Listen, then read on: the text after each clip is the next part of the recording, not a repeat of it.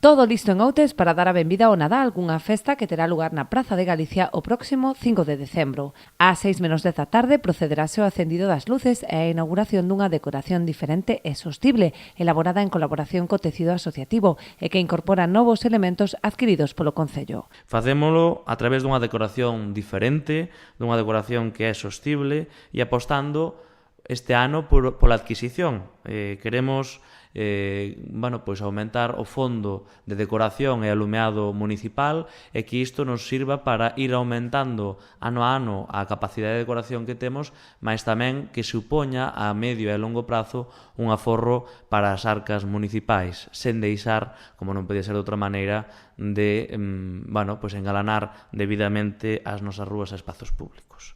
Outra das citas destacadas será a Feira de Nadal, que se porá en marcha este ano por primeira vez.